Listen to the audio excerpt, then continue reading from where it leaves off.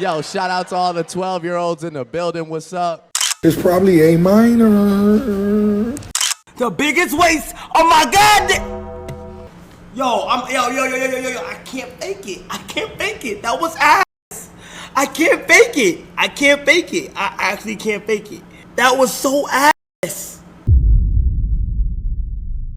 These are things that if you were upset that he called an episode of yours ass, it looked funny on you, not him. I study Ass. for a living. Lawbreeze and Gentlegrams, the catwomanly crusty Canadian Krabby Patty crying cause Kai Cenat crapped on his comedic attempt at artsy content. Kai hated on Iceman, so Lawbreeze became the Spice Man. Spicy.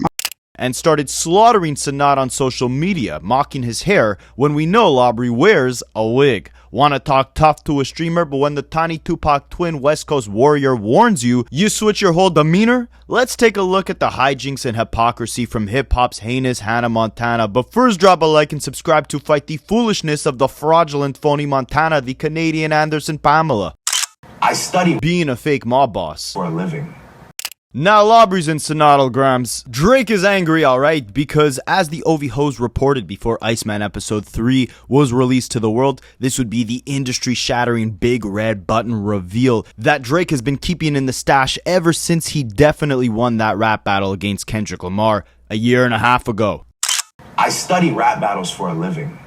Yes, the big red button that was going to destroy UMG and Kendrick Lamar was on Iceman Episode 3, and the reason why after 4 days of its release, no one is talking about Iceman Episode 3 anymore is because it was such a big red button that we have to keep it a secret, alright? We can't talk about it. None of the K-bots can talk about the industry-shattering news that he revealed on that Iceman Episode 3, but the people who are criticizing Iceman Episode 3, they don't have the best things to say about it. Kai Cenat being one of them. He did not like Iceman Episode 3 very much. In fact, he didn't like it so much that he called it ASS and said it was a complete waste of his time.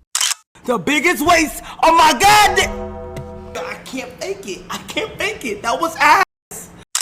And now Lawbreeze is taking shots at Kai Cenat because Drake does not like to be criticized. The last time someone criticized Drake was Kendrick Lamar, and we saw where that left Kendrick, right? So at this trajectory, Kai Cenat will have a Super Bowl performance, 5 Grammys, an Emmy, a VMA, 7 BET Awards, and a stadium tour if he keeps dissing Drake. You know what they did, man. Fuck all y'all, man. For real, man. I see y'all boys outside when I see y'all, man. For real, man. So let's dive into the buffoonery, but first I gotta show you guys something, alright? We will not limit the channel to simply Labriana content, alright? I've been working for a while now on a video about why it feels like we haven't gotten many classic albums over the years, over the last 10 years really, compared to the 2010s, 2000s, 1990s. There's real reasons tied to the music industry behind this, so we'll talk about that in this video, but I need your guys' help, alright? I've never asked you, but your feedback is important. What thumbnail do you guys think would best fit a video like that, or which one would get you to click on the video the fastest? Let me know in the comments. And speaking of the channel, there is an AI imposter. I think this is Labriana because we know he loves to use AI after the tailor-made freestyle. Spicy. But there's a channel copying my content word for word, bar for bar, and just literally copy pasting my scripts and then having an AI voice re-say everything I've already said. How do I know they're stealing the content? Even the freaking titles and thumbnails? Well, the AI forgot to take out the fact that I had the Rapaholics PayPal donation QR code slapped onto my video. I finally figured out this QR code thing, and it's linked to the Rapaholics PayPal. If you want to donate $1 or $2, great. And if not, I love you for being here regardless. Yeah, so by the way, if you want to show the channel a little love, you know, a little $1 or $2, all proceeds, all donations will go to help hiring a video editor because you guys know I can't really edit very well by myself. And if that's not enough proof that this AI channel is stealing all my stuff, you know how we got all these nicknames for Lawbreeze, right? Labriana, the Marilyn Monroe ho. Yeah, well, check out how this AI tried to pronounce all these different nicknames. It looks like Luriana is sending more hate Joe's way, and Budden was only giving love and honest feedback. Not anymore though, because Lubri is now banned from the podcast. Recently, Joe Budden and his co-hosts were discussing the latest Twitter rant from the Toronto Tough Talk.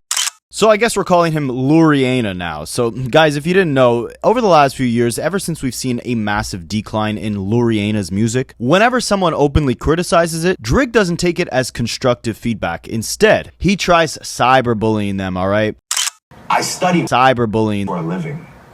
We saw this with one of the most unproblematic, one of the best hip-hop journalists, Rob Markman. Throughout the beef, Drake knew that Rob kept things very unbiased. So, according to Rob, someone affiliated with the OVO team had reached out to him during the beef to say, hey, we see you're not one-sided throughout this entire thing. We respect that. But, you know, maybe if we whitelist a couple Drake songs, you can react to them with no copyright. Maybe you could show the boy a little love.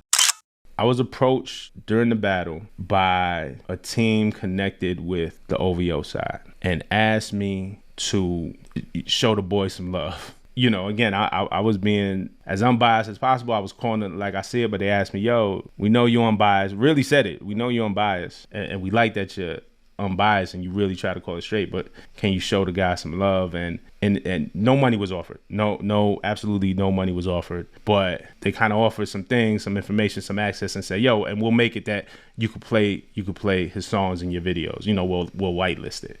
Ultimately, I declined for my own personal reasons. I just feel like my allegiance is to y'all. If I took that and swayed one way, then I just wasn't being myself, and then how could y'all trust me after that? Of course, Rob didn't do that. He kept his integrity, and then when Drake dropped the lawsuit, Rob was critical about it, right? And just kept it a buck. In that, Drake obviously lost the beef, right? Unlike Drake, a bunch of you guys have been telling me you've been Anita Max winning some free cash from playing mobile games. So I want to put all you guys on to something that almost seems too good to be true, all right? Let me give you a little glimpse into my life. When I'm not making this content for you guys, I have a disgusting addiction to my phone. My daily screen time is higher than Drake on that album cover, higher than Snoop off the edibles. So if you guys suffer that same addiction as me, I want to put you onto something that's going to change your life. FreeCash.com is a program that partners with mobile games that are looking for more users to play their games, and they will literally pay you to play their games for free. All you got to do is sign up using the QR code you see on the screen or using the link in the description of this video. You make an account super easy. All you got to do is put in your email, create a password, verify your email, and then you're good to go. And they got a bunch of games. My favorite is the Monopoly Go because we're always on the go trying to make some money. Once you make an account, you just click the game you want to play, follow the directions that they give you. The directions are super easy. Usually you just got to download the game and start playing. So it's about time you put that phone addiction to good use. Again, use the QR code you see on the screen or the link in my description. Create an account and you could start making more than $150 just to play a game on your phone.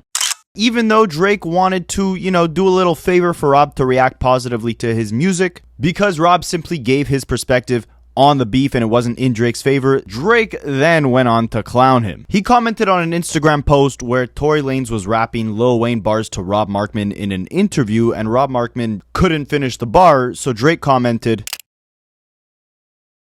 "Of course this goof Markman couldn't finish the bar. Free Tory." So he wasn't a goof when you wanted to do him favors so that he would talk highly of your music during your beef with Kendrick. You respected his voice then, but when he declined your offers, when he stayed unbiased, and just commented on the fact that he didn't like the lawsuit, now you decide to call him a goof? Is it really because he forgot the Lil Wayne bar? Because you were on live stream with XQC, the first dude you chose to speak to after this beef, and he doesn't even know your songs or your music. One hint I'll give you. Okay, it's a Drake track. It's a Drake diss. No. We know what it is. No. It's not a diss. It's not a diss. And it's on Scorpion. What's that? He's never heard that album. You're off to a horrible start. Okay. A horrible start. Okay. Of course, we also can't forget about the time when he absolutely violated the internet's busiest music nerd, Anthony Fantano, for being very critical of his music throughout all the years. This was at 9:42 on a Saturday night. I specifically remember it was a Saturday night. Drake is thinking of texting this. Your existence is a light one, and the one is because you're alive, and because somehow you wifed a black girl. I'm feeling a light to decent one on your existence. Completely unwarranted telling the man his existence is a light one, and Anthony played it off because before exposing that this was the real DM, Drake actually was the one who exposed it, Anthony had made a video saying that Drake had DM'd him. But, again, not showing the real DM, he said that Drake had texted him a cookie recipe. Anthony, it's Drizzy. I know we don't really see eye to eye about music and that you are not the biggest fan of most of my albums. Thanks for the kind words on Take Care and if you're reading this, though. But it is what it is, Can always hope you'll like the next one. And that's kind of like the nice version of what Drake actually said, right? Of course, we can't forget about the most ruthless clapback that Drake ever had towards a critic of his music, which was none other than his longtime frenemy, Joe Budden. You know when Lou Rihanna on Taylor Made Freestyle with the Tupac AI vocals raps, talk about him liking young girls, that's a gift for me? I heard it on the Budden podcast. It's gotta be true. I study Joe Budden for a living.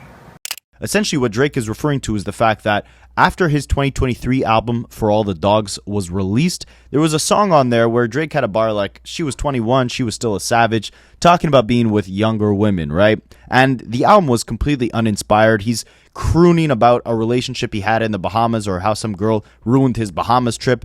Joe Budden didn't like the album very much. And so he said Drake needs to stop hanging out with all these younger women. And Drake's response to that criticism, that very valid criticism, was, Joe Budden, my good sir, you have failed at music. You left it behind to do what you're doing in this clip, because this is what actually pays your bills. For any artist watching this, it's a reminder that you're watching a failure give their opinion on his idea of a recipe for success. A quitter give their opinion on how to achieve longevity. You switched careers because the things that pop into your brain had you broke, living check to check, and the raps you write had 450 men showing up to your shows in dusty Ennis jeans to screw up their face to Mute Music 29 and pretend you're the GOAT. Please, to any artist that's doing what they feel is right, don't let these opinions affect your mindset after the fact. This guy is the poster child of frustration and surrendering. You retired and we never hung up your jersey. We don't even remember your number. We know you for doing this, podcasting. You withdrew from rap, not because you accomplished all you need. It's because it wasn't working for you. I never want anybody in the generations to think that the whole everybody's entitled to their opinion thing is a real thing. This man is projecting his own self-hate and the fact I did and continue to do everything he wanted to do for himself. If you need to put it in simpler terms, I own a 767 jet. He owns a modest house in the 973 area code and flies first class on special occasions. I mean, if he put this type of energy into the bars, they actually might not come out half bad, right? Like, he wrote a whole Bible about how Joe Budden's opinion is not valid, his criticisms aren't valid, all because Joe Budden was criticizing his music. And who could forget when T-Pain criticized the slew of horrible moves La Brianna has made since his beef with Kendrick ended? If you guys don't know the lore behind T-Pain and Drake, I mean, you could hear it in the music, especially early on, right? T-Pain was the first rapper turned singer. That's literally the name of his first album, right? He was always rapping and singing, and he was the one who really popularized in the 2000s the grand global use of autotune amongst not just hip-hop, but mainstream pop culture. He was about to sign to Young Money in 2009, and that's around the same time they signed La Brianna. And shortly after they signed Loriana, you stopped hearing T-Pain on every hook, on every feature, on every verse, every hit song on the radio. For a while, that was T-Pain's formula, right? And that quickly became Drake's formula. Lil Wayne even rapped, "We're gonna be alright if we put Drake on every hook." Oh, Lil Wayne's just too good. Oh, Lil Wayne's just too good.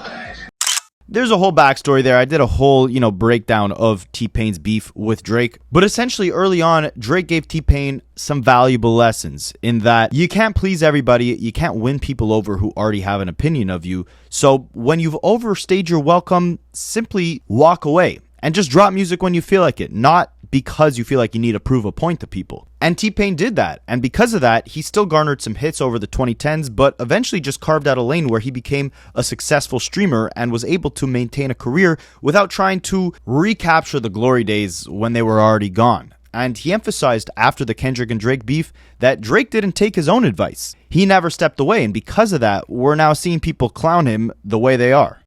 Said, I want to be one of them people that gracefully bow out and not get kicked out. I have ever since said, thank y'all. I appreciate y'all. I see y'all when I drop.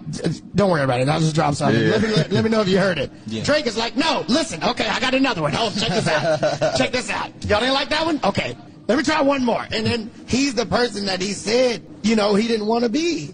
And I learned that from him. Like when he said that, I want to gracefully bow out and not get kicked out. I was like, you know what? I'm out this. Why the fuck would I keep trying to impress y'all? I'm out. I'm done. I did everything that I was trying to do. I changed the game. What else? And Drake didn't like this too much. Again, the repeated theme of Drake doesn't necessarily take your criticism as valuable, constructive advice. Instead, it's hate. So he commented on the post of T-Pain saying this, saying, This guy has always had resentment for me. You can hear it every time he speaks on my name.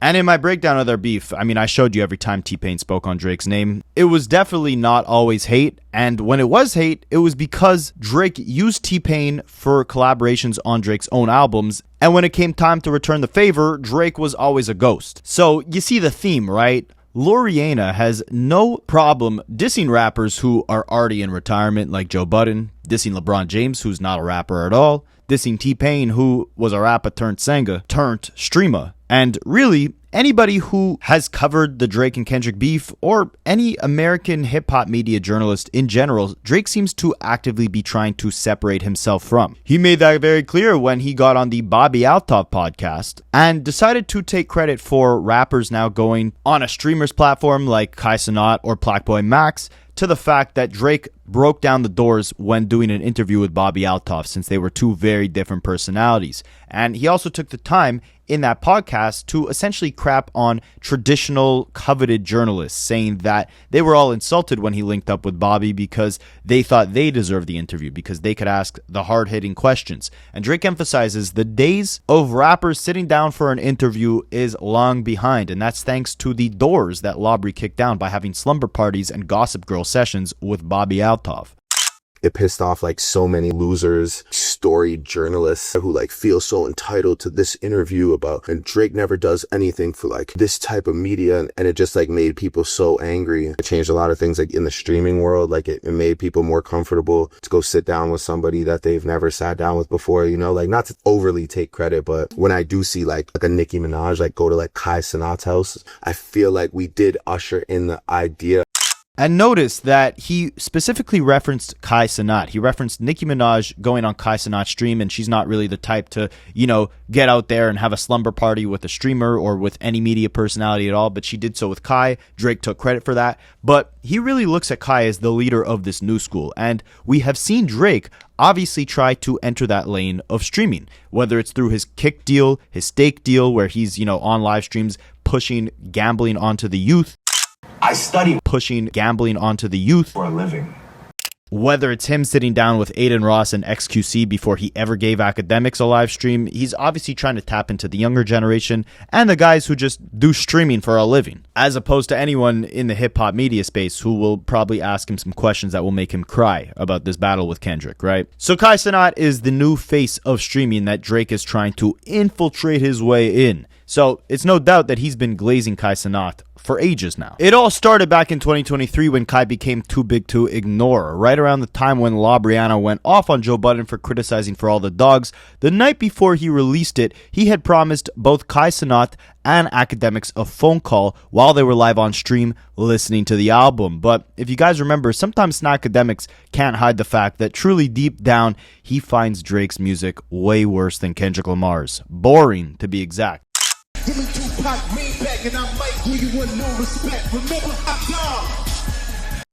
because during his reaction to Drake's 2021 album, Certified Lover Boy, he actually fell asleep on live stream while listening to it. So this time around, For All the Dogs, he promises Akademiks a phone call, but the time comes around, the album drops, it's mid, and only Kai Cenat, the new face of media, gets a phone call from Labri. Akademiks was crying all night because this random kid who has never done any real Drake glazing the way Akademiks has done in his life gets a phone call and gets love from Drake before Snacka Diddler does. And then, of course, once the beef with Kendrick rolled around about 6 months later, he had a weird bar on Push-Ups where he rapped to Kendrick saying, "Begging Kai Cenat, boy, you're not beating us." Begging Kai Cenat for what exactly? I'm not really sure. Was he implying that Kendrick was begging Kai Cenat to react to his music in a positive way? Was he implying that he was begging Kai Cenat to get Kendrick on stream? I don't know, but what I do know is the night that he was prepping to drop Family Matters, you guys probably remember that night, pretty historic night, right?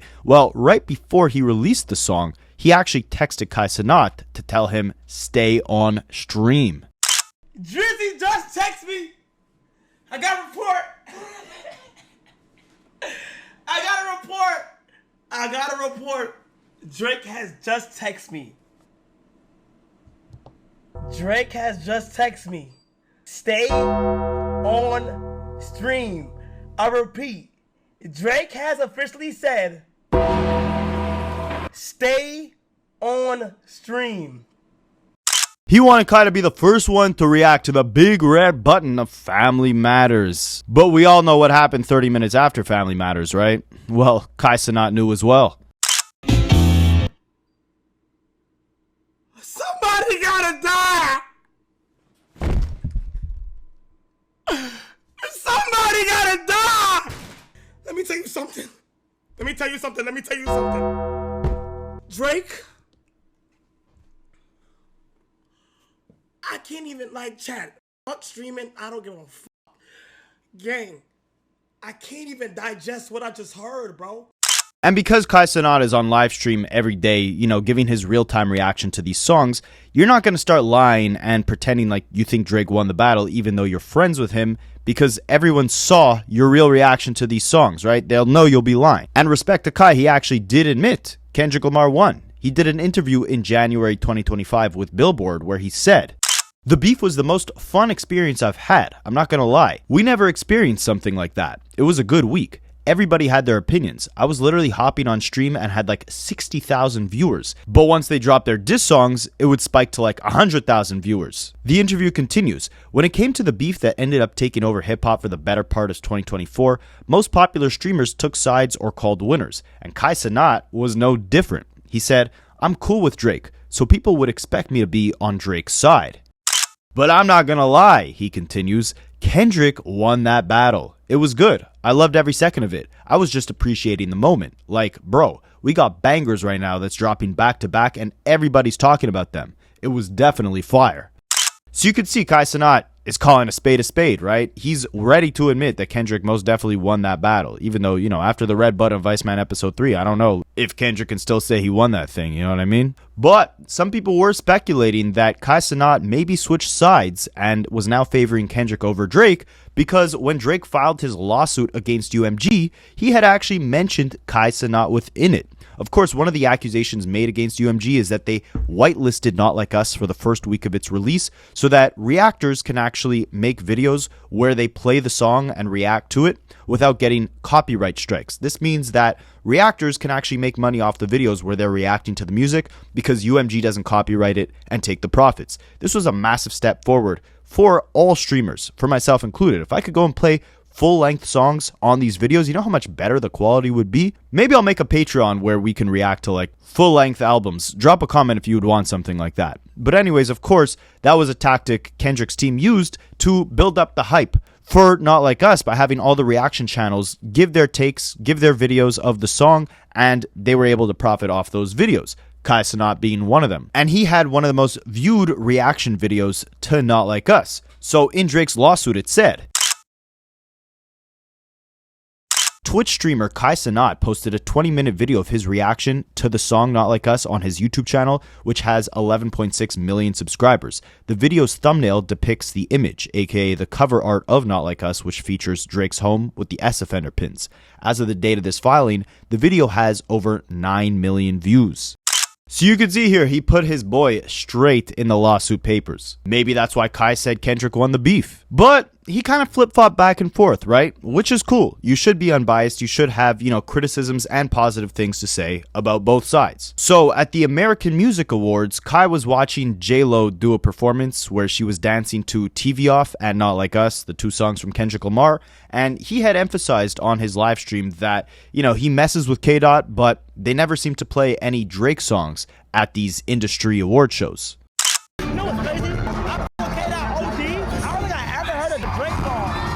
Of course, the OV hoes love that because it feeds into their grand conspiracy of, the industry blackballing Drake. Maybe we'll touch on that later in this video because I've been trolling the hell out of the OV hoes on Twitter. Follow me on there, by the way, at Rapaholics or at hiphophistory_. Maybe I'll leave a link for my Twitter in the description of this video. But yeah, all of the conspiracies that stem from the lawsuit that Kai Cenat was mentioned in basically emphasize that Drake has been, a target of the industry. They're trying to eliminate him. They're not playing his songs at award shows. They're nominating Kendrick for all the Grammys. They're putting bots on his Spotify songs. Meanwhile, they're blackballing Drake on Spotify. Again, we may debunk that at the end of this video. Stick around for that. Now, before we do that, Kai Cenat also had a lot of criticism towards Kendrick Lamar during the Super Bowl halftime show. So apparently, this is all alleged, Kai Cenat, who was at the Super Bowl, tried to get into Kendrick Lamar's suite, and they rejected him. And the next day, when Kendrick's Super Bowl halftime performance came out, on YouTube, you heard a lot of chants in the crowd, right? Like the crowd sounded loud in the YouTube video. But there was a lot of hate on the first day, or a lot of criticism about the performance overall. I broke down the performance multiple times. I think it's phenomenal. It just won a freaking Emmy, right? But Kai Cenat was saying that on the YouTube video, they put fake crowd sound effects because when he was live there watching the Super Bowl, no one was actually singing along to any of these Kendrick songs except for Not Like Us, during the performance, of course. Oh my God, they add sound effects to the NFL. Oh my God. So right here, there was no sound. I just heard crowd sounds. All my life right here, there was no sounds. They add crowd effects? I did not know that. Kendrick Lamar came out. Word to my mother. If anybody was there, y'all felt it. Crowd was making no noise.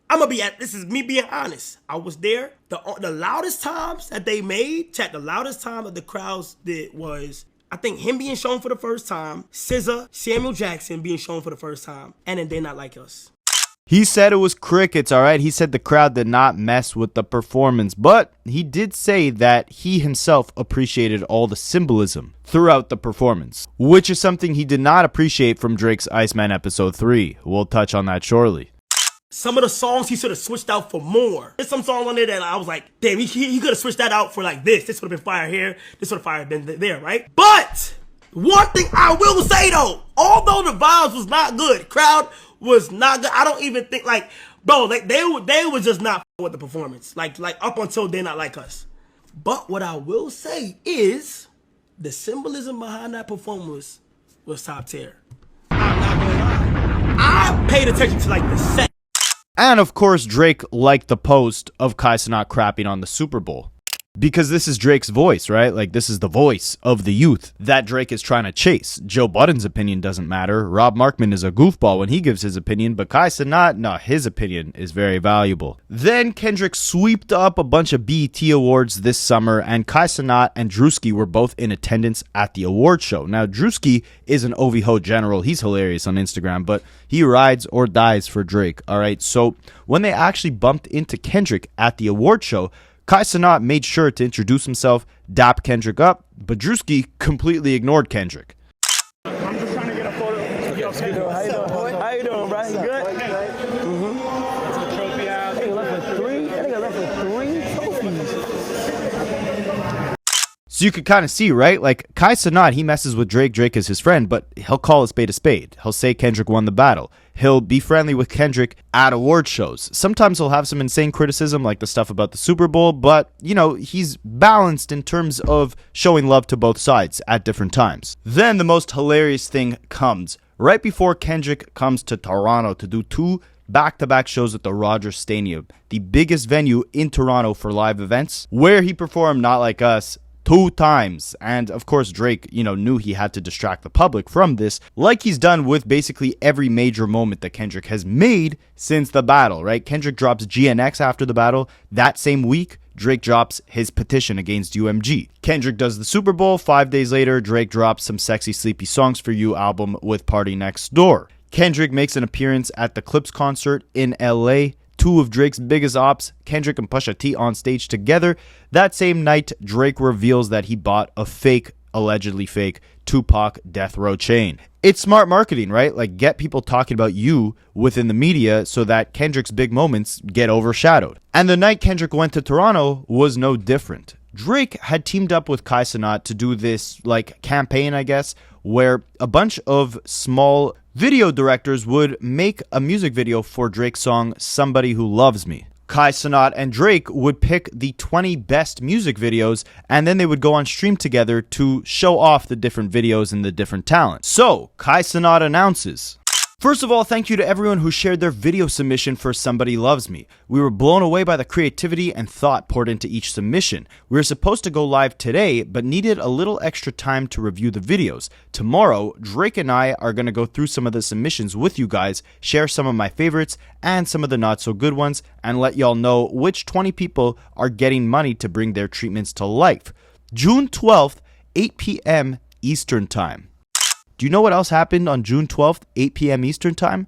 That was the day that Kendrick Lamar took the stage in Toronto to perform not just Not Like Us, but Euphoria, Like That, and his entire GNX tour setlist. That same night, Drake and Kai Cenat were supposed to go on live stream together and look through a bunch of music videos. The same night, keep in mind again, every big move Kendrick has made that has made Drake look bad over the last year and a half, Drake has somehow tried to overshadow. But it didn't work, because on the night of June 12th, Kai Cenat went back to Instagram to say, "We need more time with the treatments for somebody who loves me, so we are pushing the stream back for a few days. Apologies." And what happened next? You guessed it. Drake no longer needed to use Kai Cenat to overshadow Kendrick's big moment in Toronto because it already passed, so he never ended up going on to Kai Cenat's stream and reviewing any of these music videos with him. In fact, it seemed like the whole idea of Kai Cenat and Drake teaming up to find the 20 best music videos for this song had been scrapped altogether because Drake just randomly threw all the music videos onto his YouTube page over 2 months after the whole thing was announced, all the way in August, and Kai Cenat's name was nowhere near to be attached to it. In fact, the music videos were so horrible, half of them were generated by AI. It wasn't even real video directors. We know Drake loves AI, but where was Kai Cenat in this whole thing, right? He kind of just mysteriously removed his name from the entire thing, or Drake removed it for him. Well, maybe we get more clarity now, because, of course, throughout the summer, Drake has failed to gain traction with any of the music he's been releasing, right? He's done 3 episodes of his Iceman series, a live stream where he premieres a bunch of new music, 2 of the big singles off of Iceman episode 1 and 2, failed to really make a big splash on the charts. What Did I Miss debuted at number 2, and then it just fell off the charts, and his next song with Central C, I forget what it's called, that I believe debuted at 23 on the charts, which is incredibly low for Drake's standard, and then just completely dipped off as well. So he needed a major moment with Iceman episode 3, right? The first 2 failed to produce any real hits. The third one was bound to be the red button, right? Well, at least that's what the OV hoes were saying on Twitter. And I think Drake strategically feeds like these random Twitter accounts information so that they can put it out into the world, and even if it's not the real red button, so many more eyeballs are tuned into what Drake is about to do because they think something big is about to happen. The same way back in the summer of 2024, after the beef with Kendrick, he was teasing that there was going to be a game 2 or a round 2. He went on his Instagram account and posted a video saying, "Game 2, we will win." There was no game 2, unless game 2 was the lawsuit. So the same thing happened with Iceman episode 3. A bunch of OV hoes were on Twitter saying this was going to be a big industry secret that was revealed, the red button that Drake would finally press to expose everything. And I said this was a bunch of crap from the beginning because, A, Drake has an active lawsuit against UMG where he is not just accusing them of defamation for publishing Not Like Us, but also for illegal business practices where they conspired with Spotify and iHeartMedia and other platforms to basically boost the song artificially through fake streams, bots, and payola. UMG is actively trying to get this case dismissed, thrown out. Drake has to come to the judge and show, hey, here's a bunch of proof and different things that we've gathered, different sources, to show why we do have a valid case and why this lawsuit should proceed. Because right now the judge, literally in the court transcripts, is telling Drake's lawyers, hey, this was a rap battle, right? I'm not so familiar with rap battles, but I have to judge this in the context of a rap battle. Was it really defamation if the job of both you and Kendrick as rappers who willingly participated in this battle was to tear the other person down? In that case, then all of this is just hyperbole. Everything Kendrick said in Not Like Us is just exaggeration to try and win the battle through the music. And that wouldn't be considered defamation because the reasonable listener who hears Not Like Us judges it in the context of a rap battle and knows that for the sake of winning the battle, Kendrick had to come up with the most outrageous insults at Drake, and the same thing vice versa. Drake had to do the same. And in that case, again, it's not defamation because it was both of their jobs to attack one another in exaggerated forms. That's UMG's argument, and the judge understands that and agrees with it. But Drake's team is saying, no, we have reason to believe UMG went far beyond the scope of this just being a rap battle, and they put it on the Grammy stage, the Super Bowl stage. They shoved this song down the throats of everyone in the world, all for the sake of tearing Drake down. It's one big conspiracy to eliminate Drake. That's why they had the bots. That's why they had all of that. But Drake in his lawsuit, he has no proof of the bots, of this being a big conspiracy, right? So stick with me. In his lawsuit, he is asking UMG to hand over dozens of documents related to the business they do with Kendrick Lamar, all of the communications they had about the release and promotion of Not Like Us, any information they have about allegations related to Kendrick abusing his fiance, Kendrick and his kid, and the relation with Dave Free. Because again, that was the accusation Drake made in Family Matters. And if he could prove that there was some sort of truth to that, then he can show he was telling the truth in his song while Kendrick was making up lies and trying to defame Drake in Not Like Us. He also wants to see any communication UMG had with Spotify, with iHeartMedia, etc. Why is he asking for all this information? Because right now he has no proof, no real sources to go off of to say, hey, they actually had a plan to take me down. But if he can get these documents from UMG, he can bring them to the judge and say, look, there is reason to believe based off this evidence I gathered from the internal workings of the company that there was a grand plan to try and take me down, right? But why I say Iceman Episode 3 could not have been a big red button is because every piece of information Drake has that reveals this grand conspiracy to take him down, that would have to be mentioned in this active lawsuit that he has out right now. He can't just drop it in some sort of Iceman Episode 3 without first showing it to the judge to say, hey, this is the reason why we need to move this case forward. He's already spent hundreds of thousands of dollars, he openly admitted this, to subpoena different people within Interscope, the label under UMG, and within Kendrick's camp. John Janik, the CEO of UMG, Kojo, one of Kendrick's team members. Sorry, he didn't subpoena John Janik. He subpoenaed some other entertainment lawyer who works with Interscope, the label that Kendrick is signed under. I say all this to say, right? He's digging for information. He's not the one who plotted for a week and then fed you the information, right? He doesn't have the information. That's why he's asking for it from UMG so that he can build an actual case from this lawsuit that he filed. He's not going to go and use it for his Iceman Episode 3 to appease all the OV hoes. He's going to use it in this legal case to try and take UMG down because he's already spent hundreds of thousands of dollars to do so, right? So all the OV hoes who had gotten wrong information that Drake was about to press the red button, press the nuke on Kendrick and UMG in Iceman Episode 3, they were let down. But the entire world was still waiting, right? What would Drake reveal in this episode? All of the episodes have been very cryptic, very strange, weird imagery, very still images. It's almost like he's taking tons of inspiration from PG Lang's creative style, where they place a big emphasis on different color schemes, different still visual shots with a lot of Easter eggs within them. Maybe he's trying to show the world like, hey, you guys just spent a year and a half analyzing and dissecting every little Easter egg and clue within Kendrick's disses and his visuals. Let me give you guys something to now digest in the same way. Let me be placed in that same echelon as a Kendrick Lamar or a Kanye West, where we meticulously dissect every little aspect of the creative pieces that they release. The problem is, Drake has never been that artist, and he's never done it right, and he can't properly execute on it now. And the thing is, I'll give him credit. I think it's a great way to actually premiere music when you're live in these different cities and each episode is following some sort of very vague, drawn-out narrative, but you're still on live stream for an hour and a half previewing new music in different settings, right? You're in a car playing new music on an aux cord. You're, in this room fighting off a Pinocchio costume guy, and you're playing different songs. Whatever the case is, if the music follows the narrative and if the music is good, this is a very creative way and an innovative way to actually show the fans your new music and roll out an album. The problem is, the music freaking sucks, and the visuals suck. The narrative sucks. The whole episode sucks. And it's not just me who thought this, right? Kai Cenat, who, has a very young audience with an ADHD attention span, right? Like, all these young kids, they're not trying to sit through an hour and a half of Drake walking through different buildings in Italy and fighting off these different people in Pinocchio costumes and all this weird symbolism that doesn't even appeal to people who actually appreciate these Easter egg-driven pieces of content, because the Easter eggs and the narrative is just flat out boring. So Kai's sitting there for an hour and a half on this live stream, like the rest of us, waiting for a big red button to be pushed, and by the end, there was absolutely nothing, which left Kai to give off his natural first impression of the episode 3 live stream, and he emphasized it was some ASS, nothing but ASS.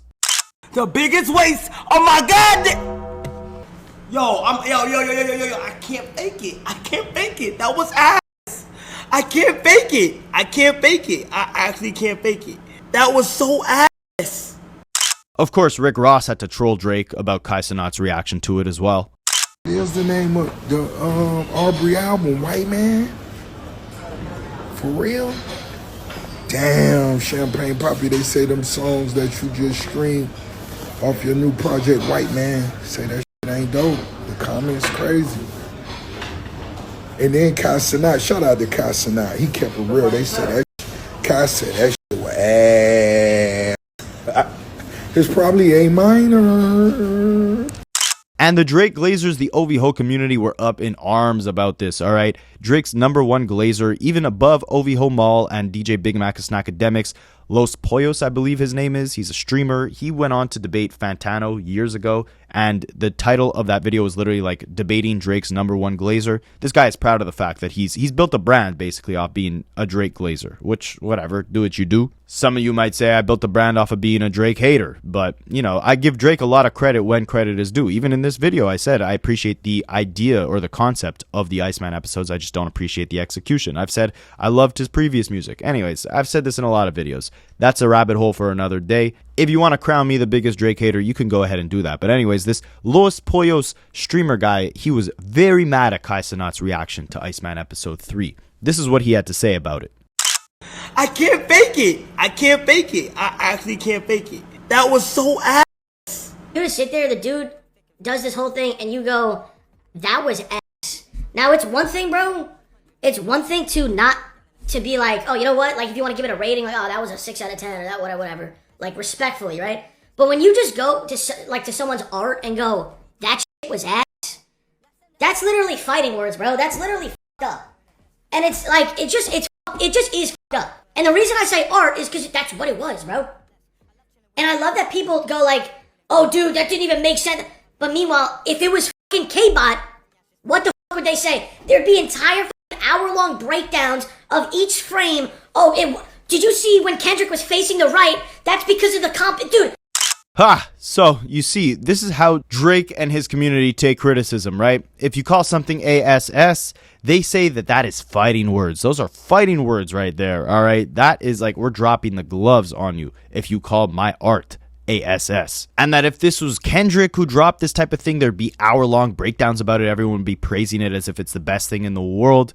I mean, we saw Kai Cenat after the Super Bowl, right? He didn't have the nicest things to say about that. He said, you know, he acknowledged the symbolism. He acknowledged he liked that part, but he wasn't sitting there breaking it down. He said that the crowd thought it was crap and they weren't making noise for it. So this time he's saying the same thing about Drake's symbolism-fueled Iceman Episode 3 Big Red Button. He's saying it was ASS. That's his opinion. So you're going to fight him over his opinion? The difference with Kendrick Lamar is that he's not giving you all that symbolism to then give you trash music, right? Like, the symbolism, the Easter eggs are packaged around strong music, and it's all very concise, it's all very intentional. He's not being chased after a bunch of Pinocchio costume people. Go look at the Squabble Up music video. I think that's the perfect example of a symbolism-fueled creative piece where it's like you're getting tons of different cultural references, everything from nods to hip-hop legends to legendary movies, iconic figures within his community. Same thing with the Not Like Us music video, right? Tons of shots outside iconic areas within Compton. What does Iceman Episode 3 accomplish exactly, right? Who is he paying homage to, aside from writing R.I.P. to Giorgio Armani at the end of it? There's no cultural references, and the entire thing was so drawn out that you couldn't even appreciate the symbolism or the narrative because it was sandwiched into this boring execution that was just drawn out and riddled with horrible music. So anyways, then people were saying that, you know, Kai Cenat looked funny when T Grizzly said that Drake was the best rapper ever or his favorite rapper ever. And that's because, you know, Drake and Kai Cenat are beefing. Even OVO Chubbs, Drake's right-hand man, he had liked a post with the caption saying that Kai Cenat's reaction was full of hate when T Grizzly said that, you know, Drake was his favorite rapper. Wait, who's your favorite artist? My favorite artist? Of all time. Of all time. And then, like, currently. I'm not even about to sit here and cap. Drake, yeah. Drake. No, I'm not even Who do you think is the best artist? Drake. Of all time. Drake. And of course, Labry had to jump into the mix of hate by posting Kai Cenat on Instagram. Where else is he going to get off his little petty subliminal disses? He can't start dissing in the music because he has an active lawsuit out, right? And Kai Cenat's not a rapper, so he feels emboldened and confident enough to actually go at Kai, knowing that there won't be any real repercussions. And then once Kai sees it, he tries calling Drake, and the call basically drops, showing that Drake has now blocked Kai Cenat's number.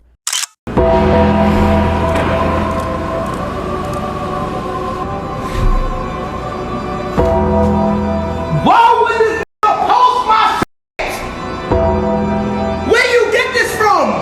so like that, I'm calling him on the spot. I'm calling him right now. I'm so like that, I'm calling him right now. I haven't spoken to him in so long, but I'm calling him right now. And hey, Drake, if you don't answer, man, I'm calling him right now. It's not ringing. Is he out the U.S.? What type of... I'm asking why he posted this picture.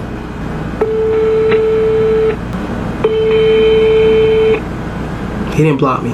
This doesn't mean blocked. Your call has been forwarded. D&D. He's in Europe. He should be able to answer. Do I call him through WhatsApp?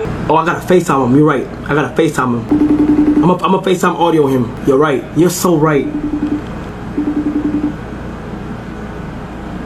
These are things that if you were upset that he called an episode of yours ass, it looked funny on you, not him.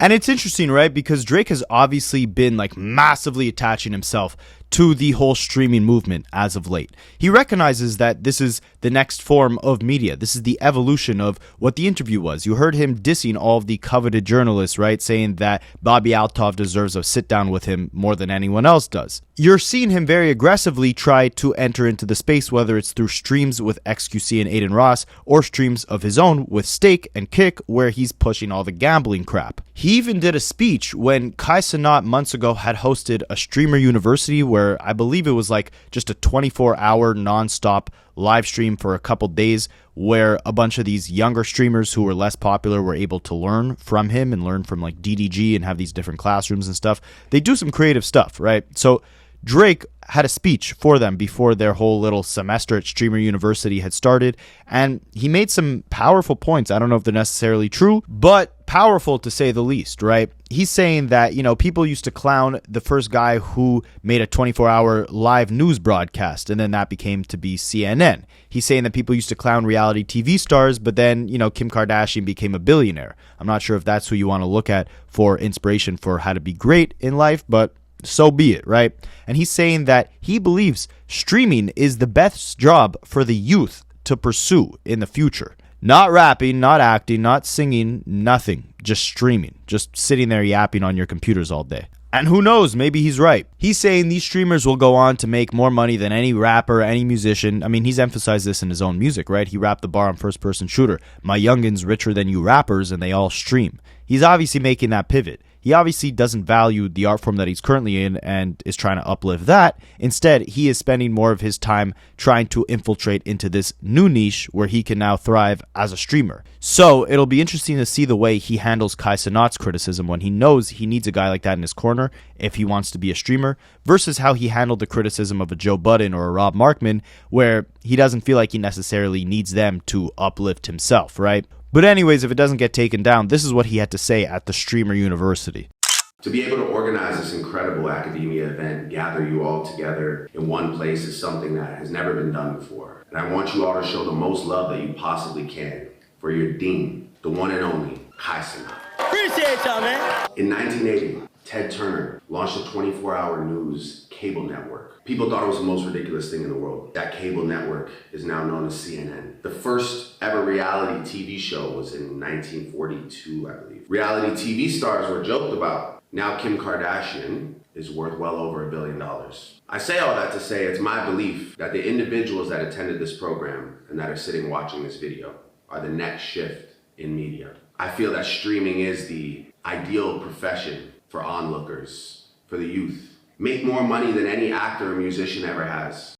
And I did say I would talk about Drake being blackballed, the big conspiracy that UMG is trying to cancel him out of the industry, right? So, he just put out one of the crappy songs from Iceman Episode 3 onto streaming platforms, and if you take a look at Rap Caviar, the #1 Spotify playlist in the world for hip-hop music, Drake's new song with Yeet is sitting at #1 on that playlist, meaning like they placed it as the first song you will hear when you turn on that playlist. That's some blackballing they're doing over there, right? Even though Drake has Spotify named in the lawsuit, even though he's going after his record label UMG, they're still putting up the money to get him at the top of the playlist. So is he really blackballed? I mean, I tweeted out that he's definitely blackballed. Yeah, his new song might be the first one you see on Spotify's biggest hip-hop playlist, but They didn't use Drake's picture as the cover of the playlist. They used Don Toliver's picture instead. And that's obvious manipulation from the industry to try and eliminate Drake, since he just dropped the red button of Iceman episode 3, right? So follow me on Twitter, and it's funny, by the way, because I have like all three sides of the fence coming at me because of tweets like this, right? People who don't realize that it's satire, that, you know, are fans of Kendrick, and they're coming at me like, how could you say this? This is the dumbest thing I've ever heard. This is rage bait, which, yes, obviously it is. It's satire, right? Then you also got the Drake fans who think I'm being serious with these insanely delusional conspiracy theories that are obviously sarcastic, and they start following me because they like this tweet because it panders to their delusional beliefs. And then you got the Drake Glazers who are at least smart enough to realize that I was being sarcastic, so they're hating on me as well. Oh well, at least I got you guys right. So let me know what you guys think, and I'll catch you in the next one.